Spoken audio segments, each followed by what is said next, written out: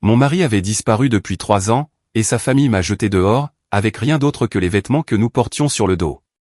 Ma belle-mère a dit, « Tu ne fais plus partie de la famille. Dégage. » Mon beau-père a saisi mes sacs et les a jetés dans la rue. Ne reviens jamais. Ma belle-sœur m'a giflé violemment. Il s'est probablement débarrassé de toi pour nous refiler le fardeau. Mon beau-frère a poussé ma fille de 6 ans en bas des marches. Emmène ta morveuse avec toi. Ils ont claqué la porte en riant, tandis que nous restions là, sans abri. J'attendais le bus avec ma fille, sous la pluie, quand ma tante s'est soudainement arrêtée dans une voiture de luxe et a dit « Montez vite, je dois te dire quelque chose d'important. » La pluie tombait à verse ce soir d'octobre, traversant mon fin gilet en quelques secondes. Ma fille, Maisie, se pressait contre ma jambe, son petit corps tremblant de froid alors que nous attendions à l'arrêt de bus sur Peterton Avenue. Nos 2 valises gisaient dans une flaque d'eau à proximité, tout ce que nous possédions étant réduit à ce que j'avais réussi à attraper durant ces 15 minutes frénétiques, avant que la famille de Gérald ne nous expulse physiquement du seul foyer que ma fille ait jamais connu. 3 ans. Pendant 3 ans, j'avais attendu que mon mari rentre à la maison, m'accrochant à l'espoir comme une personne en train de se noyer s'accroche à un bois flotté. Gérald était parti pour un voyage d'affaires à Seattle et s'était simplement volatilisé. Sa voiture de location avait été retrouvée abandonnée sur une aire de repos près de Portland, son portefeuille et son téléphone à l'intérieur, mais aucune trace de lui nulle part. La police avait enquêté pendant des mois, avant de classer discrètement son dossier au fond d'un tiroir. Sa famille m'a blâmé, bien sûr. Il l'avait toujours fait. Maisie éternua, et je la serrai plus fort contre moi, essayant de la protéger du vent avec mon corps. L'horaire du bus, affiché derrière un plastique fissuré, indiquait que le prochain arriverait dans 40 minutes. 40 minutes à attendre sous cette pluie battante, avec une enfant de 6 ans qui venait d'être poussée dans des escaliers en béton par son propre oncle. Les phares ont percé la pluie avant que je n'entende le moteur. Une Mercedes noire et élégante s'est arrêtée le long du trottoir et, pendant un instant de panique, j'ai cru que la famille de Gérald était revenue pour finir ce qu'elle avait commencé. La vitre passager s'est baissée, révélant un visage que je n'avais pas vu depuis près d'une décennie. Nathalie, monte vite. Je dois te dire quelque chose d'important. Tante Rosemary, la sœur avec qui ma mère était fâchée, celle dont personne ne parlait jamais dans ma famille. Celle qui, soi-disant, avait fait fortune par des moyens douteux et avait disparu en Europe avant même que je finisse le lycée. Tante Rosemary, qu'est-ce que tu... Les questions plus tard. Fais monter l'enfant dans la voiture, tout de suite. Quelque chose dans sa voix m'a poussé à attraper nos valises et à installer Maisie dans l'intérieur en cuir chaud, sans dire un mot de plus. La voiture sentait le parfum coûteux et les opportunités, 2 choses qui étaient absentes de ma vie depuis plus longtemps que je ne pouvais m'en souvenir. Rosemary a démarré avant même que j'aie fini de boucler ma ceinture. Ses cheveux argentés étaient coupés en un carré strict, son maquillage impeccable malgré l'heure tardive. Des bracelets en or cliquetaient doucement à ses poignets alors qu'elle naviguait dans les rues inondées avec une aisance expérimentée. « Comment as-tu su où nous trouver ?» ai-je réussi à demander, ma voix éraillée par la dispute hurlante qui avait précédé notre expulsion. « Je te surveille, ma chérie. Depuis des années. J'avais quelqu'un qui surveillait la maison des Monroe quand je les ai vus jeter tes sacs dans la rue. J'ai suivi à distance. » Elle m'a jeté un coup d'œil, puis a regardé Maisie dans le rétroviseur. Ma fille s'était déjà endormie contre le siège chauffant, épuisée d'avoir pleuré. Je sais ce qu'ils t'ont fait ce soir.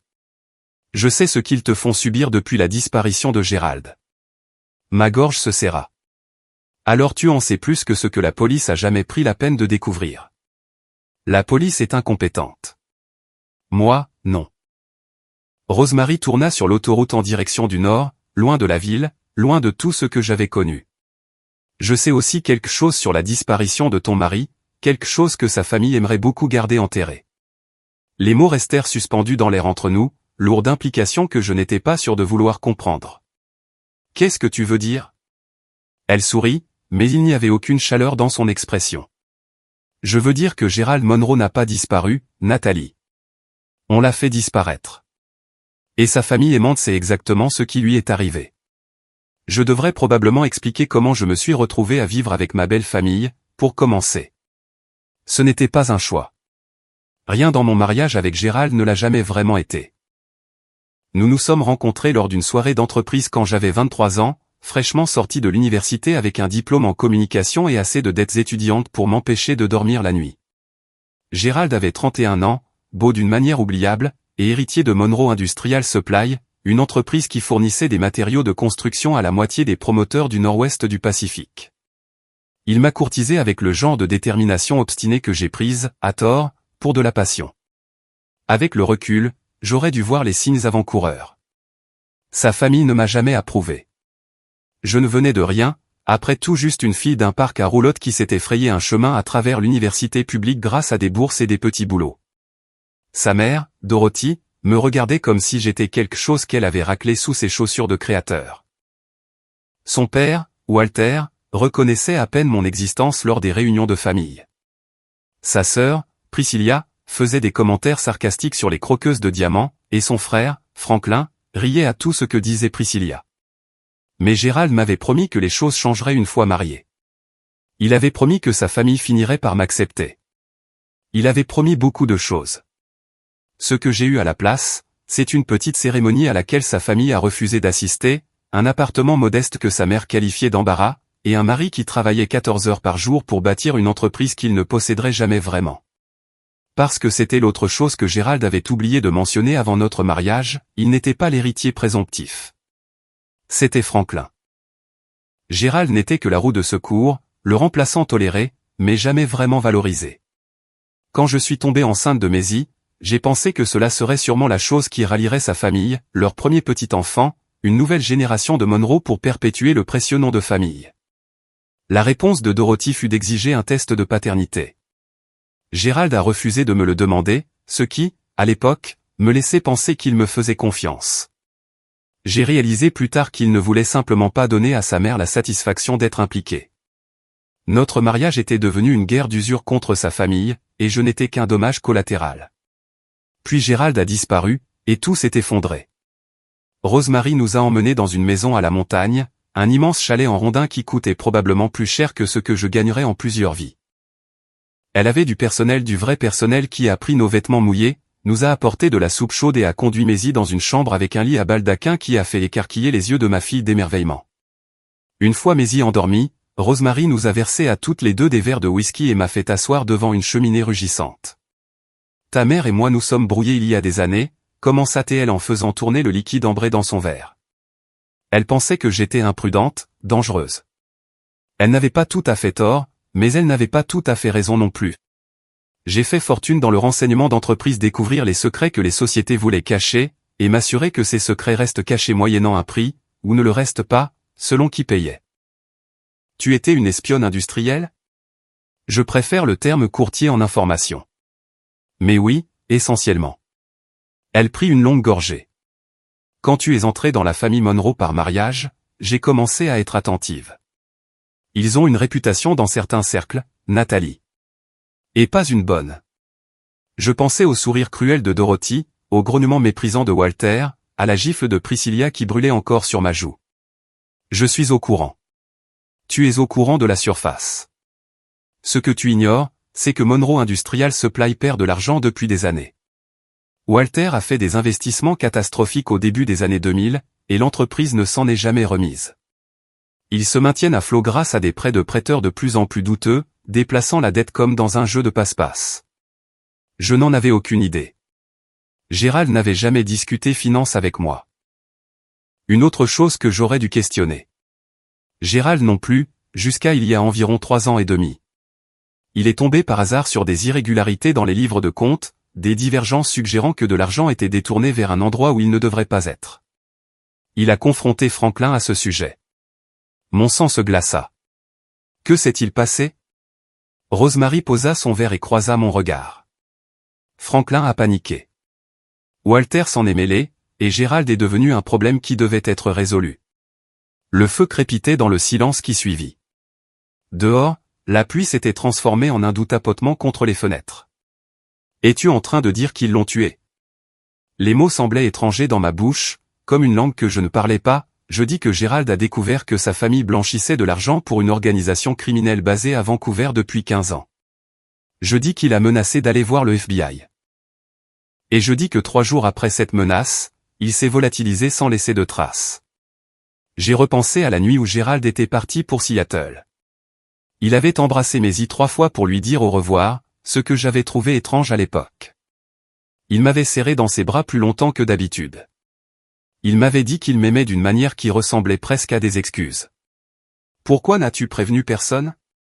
La police? N'importe qui? J'ai essayé. L'expression de Rosemary se durcit. Les Monroe ont des relations, Nathalie. Des relations profondes. Les forces de l'ordre local, un juge ou deux, plusieurs représentants de l'État qui apprécient leurs contributions électorales.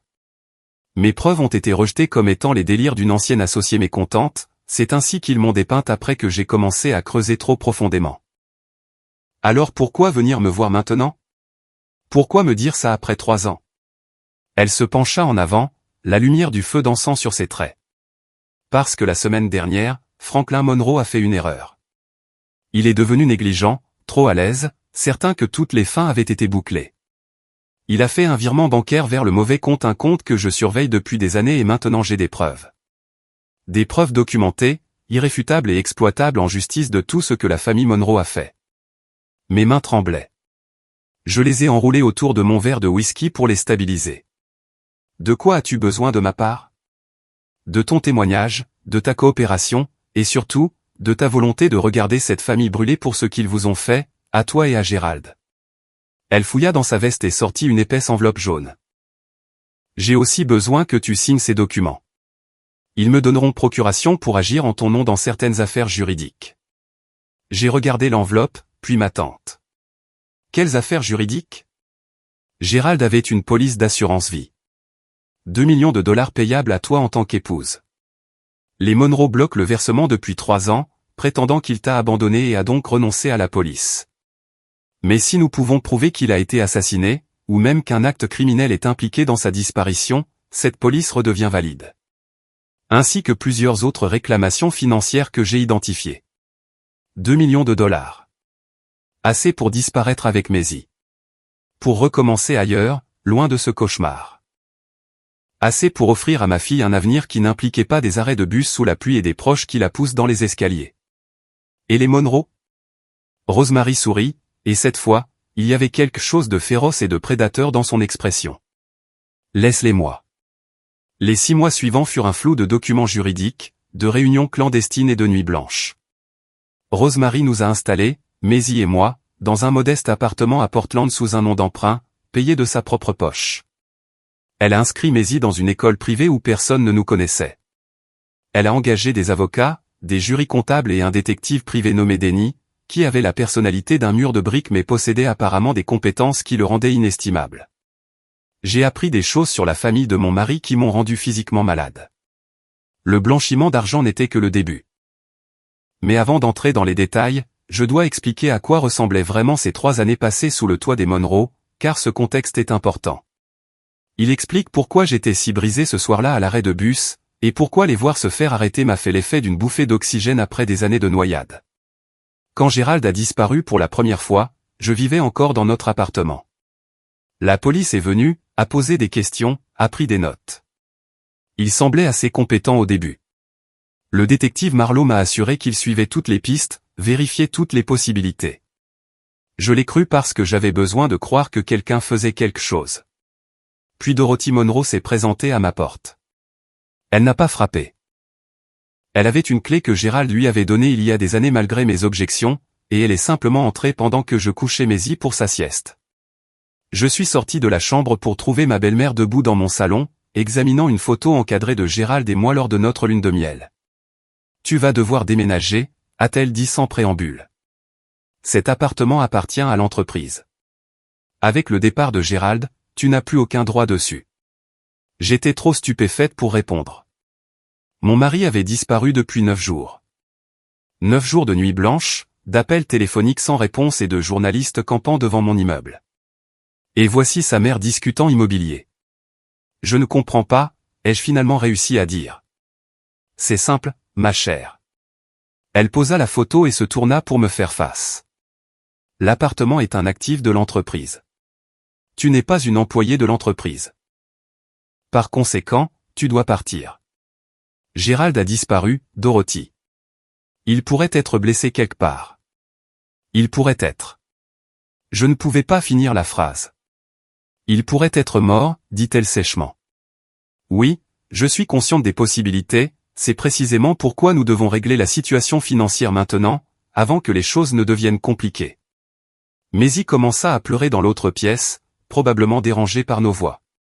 Dorothy jeta un coup d'œil vers le bruit avec quelque chose ressemblant à du dégoût. Tu as 2 semaines, poursuivit-elle.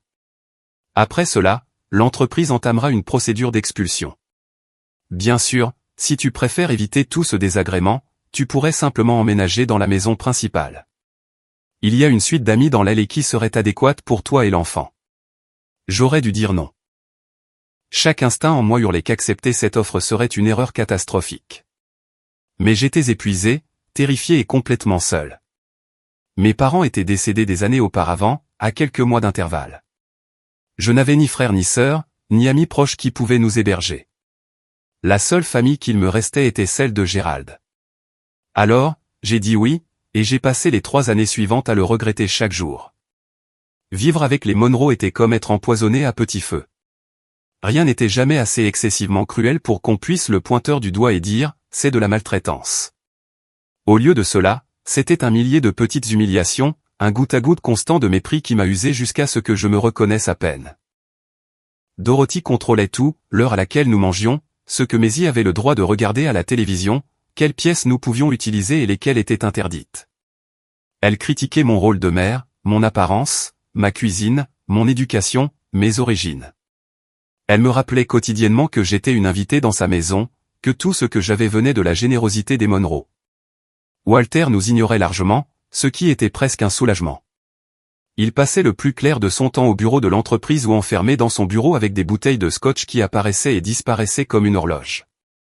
Les rares fois où il reconnaissait mon existence, c'était généralement pour grogner quelque chose sur le mauvais jugement de Gérald d'avoir épousé quelqu'un d'inférieur à la famille.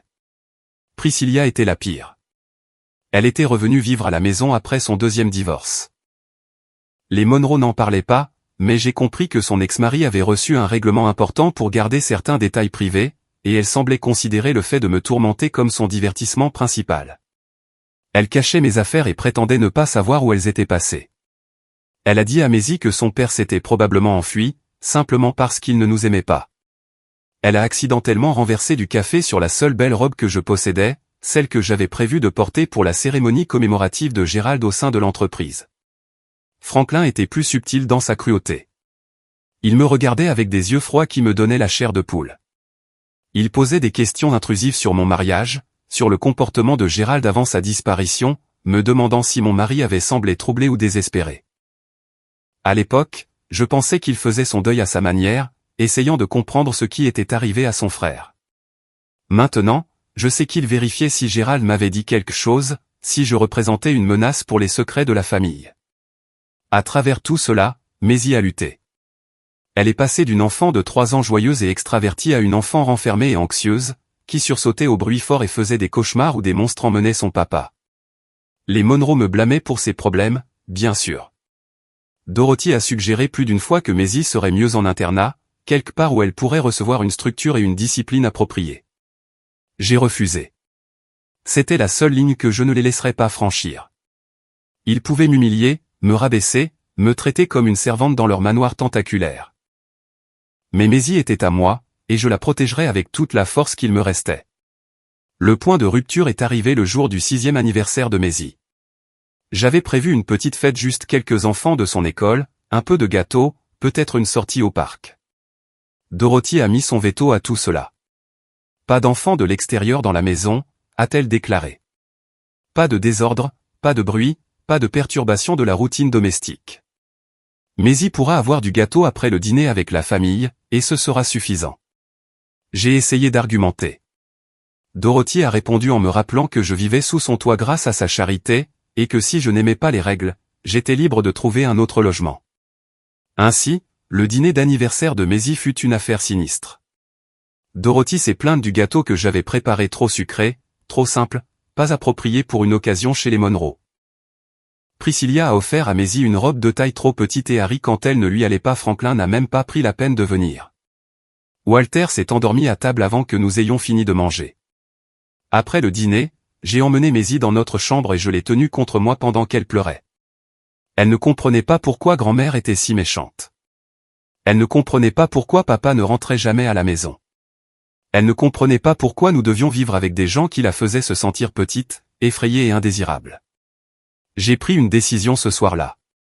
J'ai commencé à chercher du travail, des appartements, n'importe quelle issue pour quitter cette maison. J'ai postulé à des dizaines de postes, envoyé mon CV à toutes les entreprises du nord-ouest du Pacifique. J'ai commencé à emballer secrètement nos affaires les plus importantes, cachant des valises au fond de mon placard. Dorothy l'a découvert, bien sûr. Elle découvrait tout. L'une des gouvernantes lui rendait compte directement, et mes recherches sur ordinateur étaient apparemment surveillées. La confrontation a eu lieu 3 jours avant que nous nous retrouvions à cet arrêt de bus. Dorothy m'a convoqué dans le salon formel, comme une reine accordant une audience à un sujet désobéissant. « Je crois comprendre que tu fais des projets », a-t-elle dit, de la glace dans chaque syllabe. Je n'ai pas nié. Cela ne servait à rien. Je dois construire une vie pour Maisie. Une vraie vie, loin d'ici. Une vraie vie. Le rire de Dorothy était tranchant et amer. Avec quel argent? Quelle référence? Qui, penses-tu, embauchera la femme d'un homme qui a disparu dans des circonstances suspectes?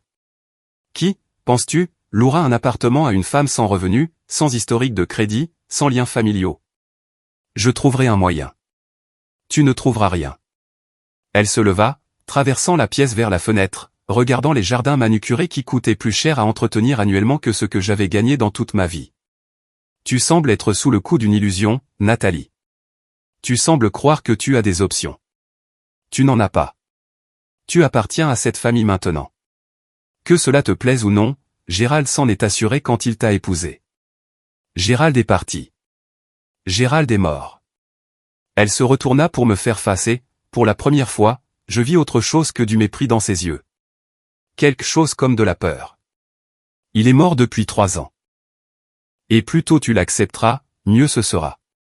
La question est de savoir ce que nous faisons de toi maintenant. Je ne suis pas un problème à résoudre, Dorothy. Si, tu le es. Tu es un problème depuis le jour où Gérald t'a ramené à la maison. Une petite croqueuse de diamants vulgaire qui a réussi à convaincre mon fils qu'elle valait la peine de détruire son avenir. Elle s'approcha, et je pouvais sentir son parfum, écœurant et cher. Mais tu es aussi la mère de mon petit enfant. Maisie a du sang Monroe, quelles que soient tes contributions. Et je ne te permettrai pas de l'enlever à cette famille. La menace était claire. Si j'essayais de partir avec Maisie, les Monroe me combattraient. Ils avaient des avocats, des relations, des ressources que je ne pouvais même pas commencer à égaler. Ils pouvaient me traîner dans des batailles pour la garde pendant des années, me dépeindre comme une mère indigne, me retirer ma fille simplement parce qu'ils avaient l'argent pour tenir plus longtemps que moi. J'aurais dû me sentir vaincu. 3 ans de dégradation systématique auraient dû me briser complètement. Au lieu de cela, j'ai ressenti quelque chose d'inattendu. De la clarté. Une clarté froide, nette et absolue. Les Monroe avaient peur de moi. Pas de ce que je pouvais faire maintenant, mais de ce que je pourrais découvrir. Ils cachaient quelque chose sur la disparition de Gérald.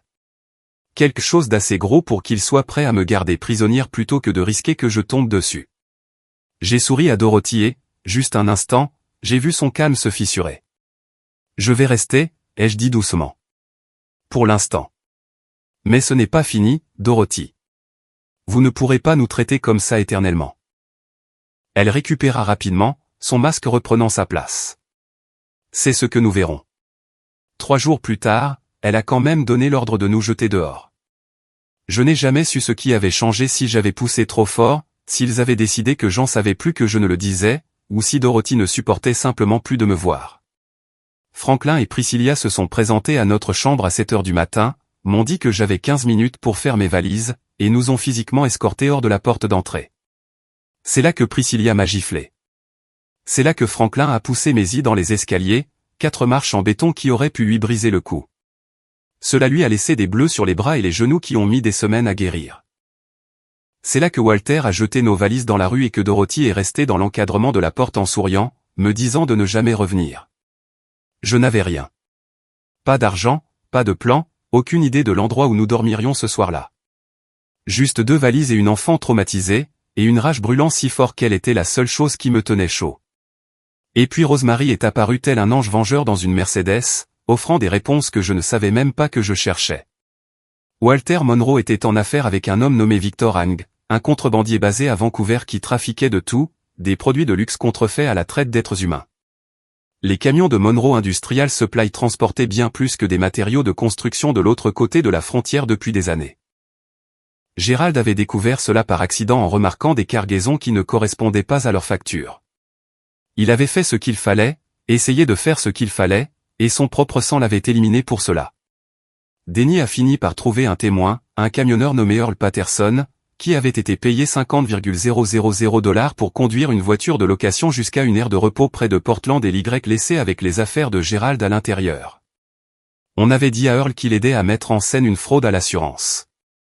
Il ne savait pas que Gerald était déjà mort depuis 2 jours lorsqu'il a fait ce trajet, tué par Franklin Monroe lui-même dans l'entrepôt derrière le centre de distribution principal de la famille. Earl était prêt à témoigner. Il avait récemment trouvé la foi après une crise cardiaque quasi fatale, et le poids de ce à quoi il avait participé sans le savoir l'écrasait depuis des années. Il voulait soulager sa conscience, arranger les choses avant qu'il ne soit trop tard. Rosemary a apporté tout cela à un procureur fédéral en qui elle avait confiance, un qui n'avait pas été acheté par les Monroe. En quelques semaines, un grand jury a été convoqué en secret. Des actes d'accusation ont été rédigés. Des agents du FBI ont commencé à surveiller chaque membre de la famille Monroe. Et à travers tout cela, j'ai attendu. J'aidais Maisie à faire ses devoirs. Je préparais les dîners dans notre petite cuisine. J'essayais de construire quelque chose ressemblant à une vie normale, tout en sachant qu'une avalanche était sur le point de s'abattre sur les gens qui avaient détruit tout ce que j'avais autrefois.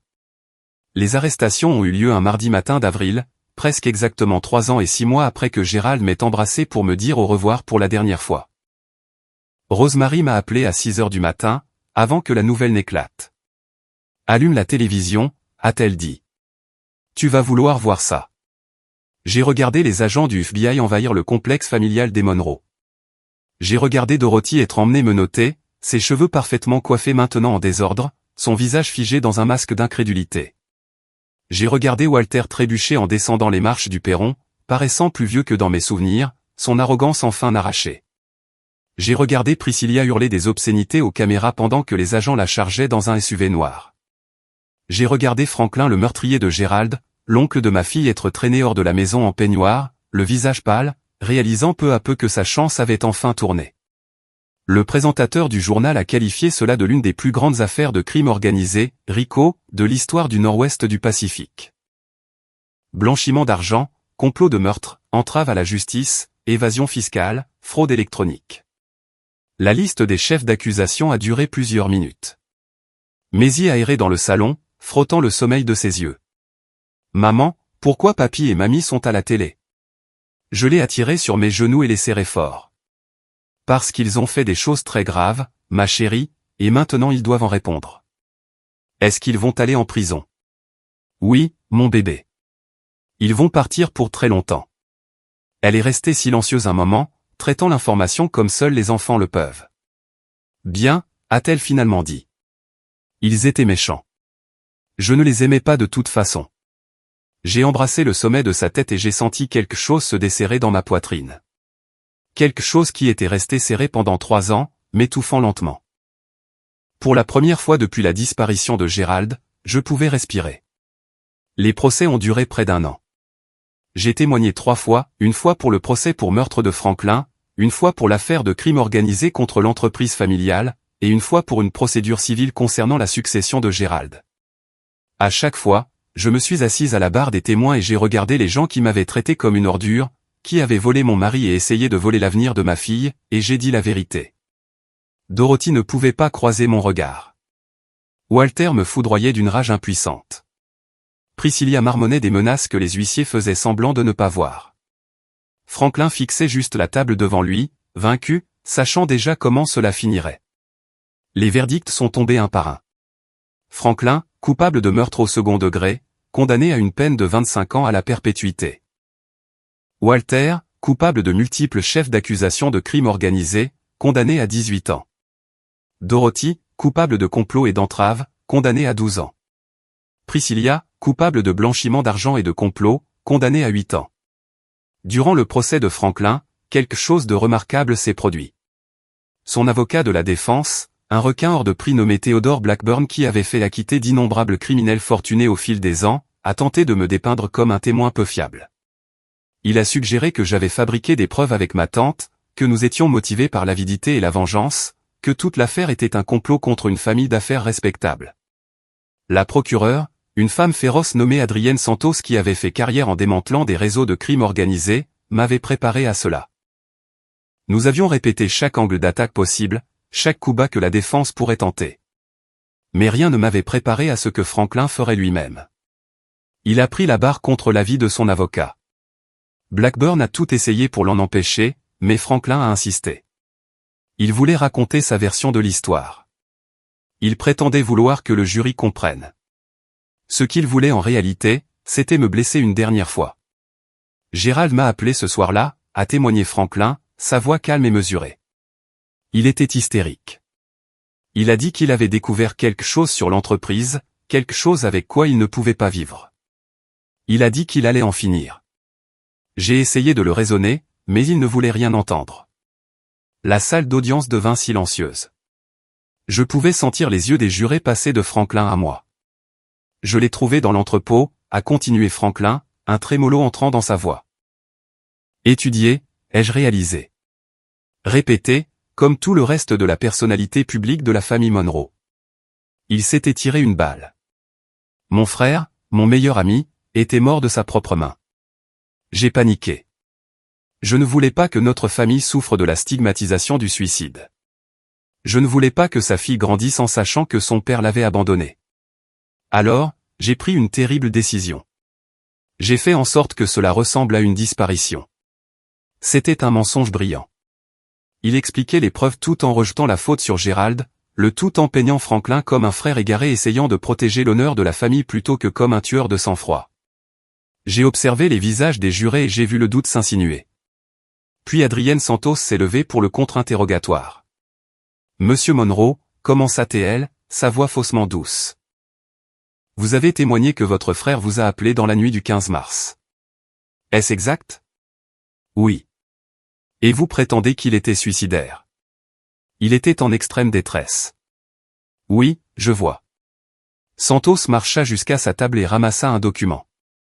Votre honneur, j'aimerais verser au dossier les relevés téléphoniques de l'accusé du 15 mars, précédemment soumis comme pièce à conviction 47. Blackburn fit objection. Le juge la rejeta. Monsieur Monroe, selon vos relevés téléphoniques, vous n'avez reçu aucun appel de votre frère le 15 mars. En fait, le dernier appel entre vos téléphones a eu lieu le 12 mars, 3 jours plus tôt. Elle marqua une pause, laissant l'information pénétrer les esprits. Souhaitez-vous réviser votre témoignage? Le calme de Franklin se fissura très légèrement. Il doit y avoir une erreur dans les relevés. Une erreur? Je vois. Santos posa le document et en prit un autre. Parlons de l'entrepôt où vous avez prétendu avoir trouvé le corps de votre frère. Les images de sécurité de cette installation vous montrent entrant à 23h47 le 15 mars. Vous portez ce qui semble être un grand sac de sport. Pouvez-vous dire au jury ce qu'il y avait dans ce sac? Je ne m'en souviens pas, vous ne vous souvenez pas de ce que vous portiez en entrant dans l'entrepôt où vous avez prétendument découvert le suicide de votre frère? C'était il y a 3 ans. On ne peut pas s'attendre à ce que je me souvienne de chaque détail. Santos sourit, et cela me rappela le sourire de Rosemary, prédateur, certain, patient. Peut-être que ceci vous rafraîchira la mémoire. Elle diffusa les images de sécurité sur les écrans de la salle d'audience. Franklin entrant dans l'entrepôt avec un sac de sport. Franklin repartant 2 heures plus tard sans le sac. Et puis à 3h15 du matin, Franklin revenant avec un autre homme identifié plus tard comme Earl Patterson et chargeant quelque chose de lourd dans le coffre d'une voiture. Monsieur Monroe, pouvez-vous expliquer pourquoi vous chargez ce qui ressemble à un objet de la taille d'un corps dans un véhicule, 4 heures après avoir prétendument découvert le suicide de votre frère? L'avocat de Franklin demanda une suspension de séance. Le juge la refusa. Franklin, confronté à des preuves qu'il ne pouvait pas expliquer, finit par craquer. Il n'a pas avoué exactement. Il a complètement cessé de parler, refusant de répondre à toute autre question, assis à la barre des témoins à fixer le vide tandis que son avocat essayait désespérément de sauver les meubles. Mais le mal était fait. Le jury avait vu ses mensonges s'effondrer en temps réel. Le verdict de culpabilité est tombé en moins de 4 heures. Après le prononcé de la peine, alors que les gardes emmenaient Franklin menotté, il est passé devant l'endroit où j'étais assise dans la galerie. Il s'est arrêté juste un instant et a croisé mon regard. « Tu penses avoir gagné ?» a-t-il chuchoté. « Mais tu ne connaîtras jamais la paix. » Je m'en assurais. Un garde l'a poussé en avant que je puisse répondre. Je l'ai regardé disparaître par une porte latérale, et je n'ai rien ressenti. Pas de peur, pas de satisfaction, pas de rage, juste un vide là où la haine avait vécu pendant si longtemps. Rosemary m'attendait dehors. Elle a jeté un coup d'œil à mon visage et m'a serré dans ses bras, la première fois qu'elle le faisait. « C'est normal », a-t-elle dit doucement. L'engourdissement. Après avoir combattu si longtemps, il faut du temps pour se souvenir comment ressentir autre chose. Est-ce que ça va mieux après? Ça devient différent. Finalement, oui, ça va mieux. Je me suis appuyé contre elle et je me suis permis de la croire. Après la condamnation finale, je suis sorti du palais de justice sous le soleil printanier. Rosemary m'attendait sur les marches, impeccable comme toujours dans un tailleur crème. « C'est fini ?» a-t-elle dit. « C'est fini. » Nous sommes restés là un moment, regardant les journalistes se ruer vers leurs camionnettes, regardant les avocats se concerter avec leurs mallettes, regardant les roues de la justice tourner enfin, tardivement. « Que vas-tu faire maintenant ?» a demandé Rosemary. J'ai pensé au versement de l'assurance vie qui avait enfin été débloqué. 2 millions de dollars, plus 3 autres millions issus du procès civil contre la succession Monroe. J'ai pensé à la maison pour laquelle j'avais déjà versé un acompte, un bungalow artisanal dans un quartier calme avec de bonnes écoles et un jardin assez grand pour une balançoire. J'ai pensé à Maisie, qui avait recommencé à sourire, qui ne sursautait plus quand les adultes haussaient le ton. Je vais vivre, ai-je dit. Vraiment vivre pour la première fois de ma vie. Je vais élever ma fille quelque part en sécurité, quelque part loin de tout ça. Je vais planter un jardin, apprendre à peindre et faire toutes les choses pour lesquelles je n'ai jamais eu le temps quand j'essayais juste de survivre. Rosemary acquiesça lentement. Gérald aurait voulu ça. C'était un homme bon sous tout ce bagage familial. Il méritait mieux que ce qu'il a eu. Il méritait de voir sa fille grandir. Ma voix se brisa légèrement. Il méritait de savoir qu'à la fin, la vérité a éclaté.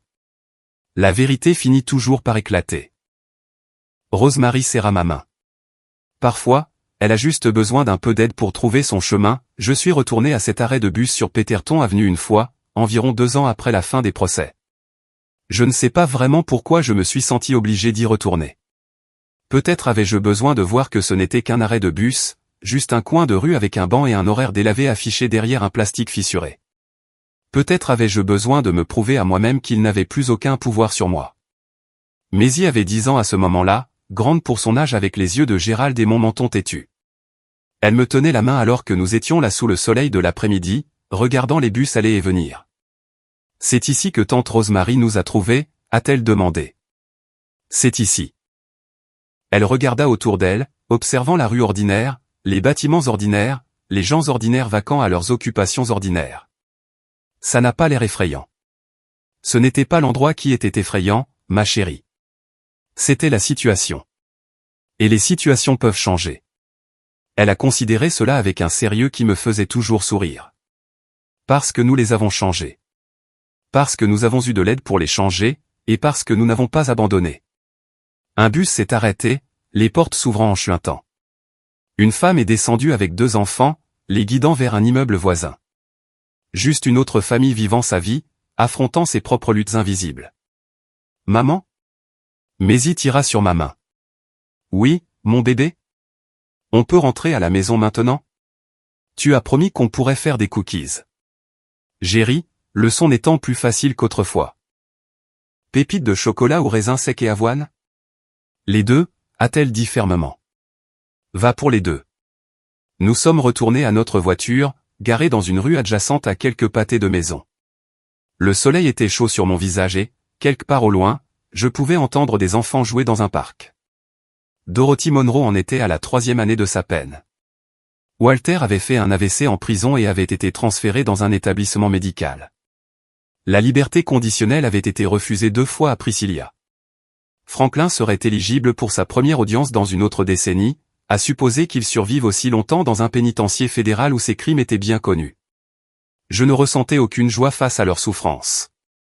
Je m'y étais attendu, je l'avais imaginé durant ces jours sombres sous la pluie, durant ces mois de préparation, durant ces heures interminables de témoignages. Mais quand le moment est venu, quand je les ai vus être emmenés enchaînés, ce que j'ai ressenti était quelque chose de plus proche du soulagement. Le poids que je portais depuis si longtemps avait enfin disparu, distribué entre les procureurs, les juges et les établissements correctionnels qui s'en chargeraient à partir de là. Gérald a été déclaré légalement mort 3 ans après sa disparition, et j'ai organisé une petite cérémonie commémorative avec seulement moi, Maisie et Rosemary. Nous avons dispersé ses cendres dans les montagnes qu'il aimait tant, les mêmes montagnes où Rosemary m'avait donné refuge lors de la pire nuit de ma vie. Maisie a dessiné une image de son père et l'a enterré sous un pin. J'ai dit adieu à un homme que j'avais aimé malgré tout, dont le seul crime avait été d'essayer de faire ce qui était juste. La semaine dernière, j'ai reçu une lettre. Elle provenait de l'établissement correctionnel d'État où Dorothy Monroe purgeait sa peine, transférée par plusieurs adresses avant de finalement m'atteindre. À l'intérieur se trouvait une simple feuille de papier couverte d'une écriture serrée que je reconnaissais, après des années de cartes d'anniversaire et de mots de Noël passifs-agressifs. « Je sais que tu penses avoir gagné », avait écrit Dorothy. « Je sais que tu penses que justice a été faite et que tu peux avancer avec ta conscience tranquille et ton argent volé. Mais je veux que tu saches quelque chose. Je veux que tu saches que Franklin n'a pas tué Gérald. Il était déjà mort quand Franklin l'a trouvé.